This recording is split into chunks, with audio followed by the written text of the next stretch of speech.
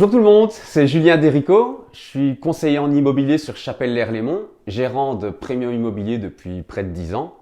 On travaille dans tout le Carolo et le Louviérois et je partage avec vous mon quotidien, mes anecdotes, mes conseils pour que vous soyez plus performants demain sur le marché. Alors aujourd'hui, à tous les propriétaires vendeurs, premier conseil, mais vraiment en béton, je vous apporte une pépite, c'est vous télécharger en bas dans les commentaires l'e-book que je viens de réaliser avec les 7 étapes pour vous vendre rapidement et au meilleur prix. Parce qu'en effet, aujourd'hui, dans le marché et l'évolution actuelle, les règles ont changé, que ce soit d'un point de vue législatif, d'un point de vue marketing. Et donc, on n'attend pas d'un professionnel de simplement trouver un acquéreur. Aujourd'hui, tout le monde peut le faire. Par contre, ce qu'on attend d'un professionnel, c'est de trouver le meilleur acquéreur. Qui est le meilleur acquéreur? C'est certainement celui qui vous fera la meilleure offre, et pas simplement d'un point de vue prix, mais surtout d'un point de vue conditions pour que votre opération se passe en toute sécurité. Donc si vous avez envie de savoir les grosses lignes, les 7 étapes pour performer demain sur le marché, n'hésitez pas à vous télécharger l'e-book. Alors aujourd'hui, on aborde une erreur qui est couramment commise par des propriétaires qui souhaitent vendre tout seuls leur maison. C'est ils ont un prix en tête, ils font des visites, ils rencontrent un offrant qui leur fait l'offre au prix, ils font top là et ils sont contents, ils sont heureux. Et le problème va se poser après, c'est-à-dire qu'un propriétaire pose rarement les bonnes questions à un acquéreur qui vient de rencontrer une fois en visitant son bien. On parle de quoi là? On parle de la solvabilité de notre acquéreur. Parce que moi finalement au quotidien il m'est assez régulier d'avoir 3-4 offres au même prix pour la même maison. Et pourtant, elles sont au même prix, mais elles sont toutes différentes.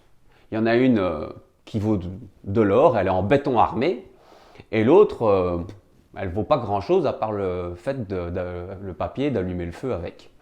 Donc, quelles sont les bonnes questions à poser à quelqu'un qu'on rencontre, avec qui on fait top là pour l'achat de sa maison? Première question, est-il capable de vous délivrer, en tout cas sur le compte de votre notaire, un acompte lors de la signature du compromis? Question hyper importante. On sait qu'aujourd'hui, les banques ont durci leurs critères d'acceptation. On parlait avant parfois de crédit à 120% de quotité, c'est-à-dire la maison plus les frais. On a entendu parler d'un durcissement à 100% il y a 1 an ou 2 et 2 ans. Et depuis 1 an, on nous parle de 90% de quotité. Ce qui veut dire que pour acheter une maison sur compromis à 100 000, qui vous coûtera chez le notaire 112, eh bien, la banque ne veut plus que vous prêtez que 90. Et donc, si on est en face d'un acquéreur qui n'a même pas les frais à payer, quand je dis les frais de notaire, c'est les droits d'enregistrement, le travail du notaire, les frais d'acte de crédit, je vous parle de l'ensemble. S'il n'a même pas ce montant-là, c'est partir dans une opération qui est très très très risquée parce que très peu d'organismes seront enclins à lui prêter les sous. Et il va vous dire oui, non, mais je les ai, mais pour les frais de notaire. Non. S'il les a sur un compte d'épargne, s'il a des fonds propres personnels, il peut vous les donner, ça sera écrit dans le compromis qu'il vous a donné une garantie. Et donc, quelque part, si, allez, sur une maison de 100 000, il vous donne 10 000, il n'y a plus que, façon de parler, 90 000 à payer le jour de l'acte et la banque en prend conscience. Et donc, ou il a une épargne de côté et il peut la mettre en avant, ou il ne l'a pas et son dossier de crédit est peut-être très dangereux ou très difficilement réalisable en tout cas. Et il ne faut pas se leurrer, si vous avez un refus de crédit 1 mois plus tard, dites-vous bien que pour redémarrer votre opération de vente, vous allez essuyer des plâtres.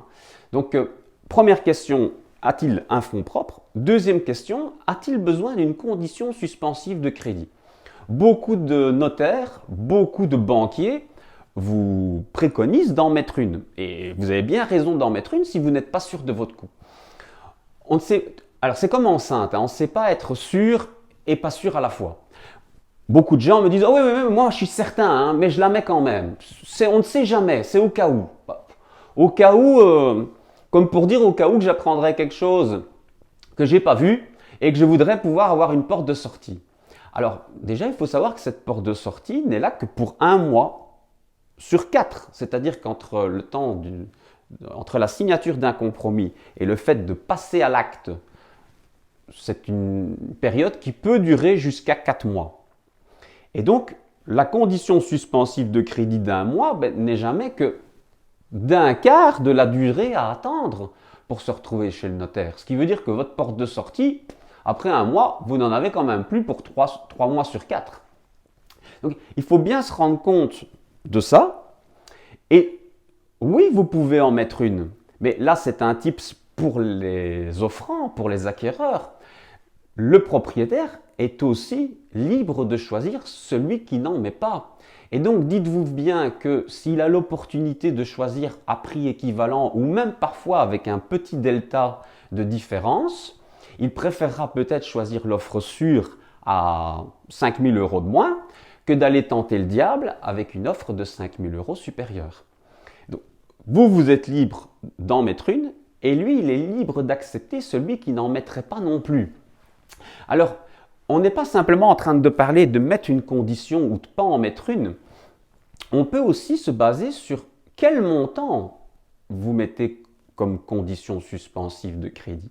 C'est-à-dire, c'est ce que je veux vous raconter au début, pour 3 offres pour le même bien à 100 000, bon, bien entendu, ça demande une analyse crédit peut-être plus profonde, mais sur le principe, pour vous donner la donne, c'est que sur 3 offres à 100 000, je préférerais toujours, en règle générale, celui qui me dit qu'il n'empruntera que 80, plutôt que celui qui me dit qu'il va en emprunter 100, ou le troisième qui me dit en emprunter 110, parce que ça sous-entend que celui qui en emprunte que 80, il a 20 000 de fonds propres dans une poche et les frais de notaire dans l'autre.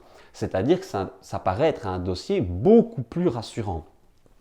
Et à contrario, pour l'acquéreur qui voudrait mettre du poids à son offre et vouloir évincer la concurrence, bien entendu qu'un acompte et cette condition suspensive peut être la pierre d'achoppement à sa quête IMO.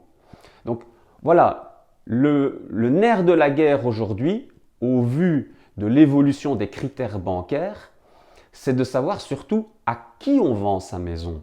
C'est pas le tout qu'il soit d'accord avec votre prix, mais c'est surtout d'être sûr de se retrouver dans 4 mois chez le notaire avec une opération bien ficelée.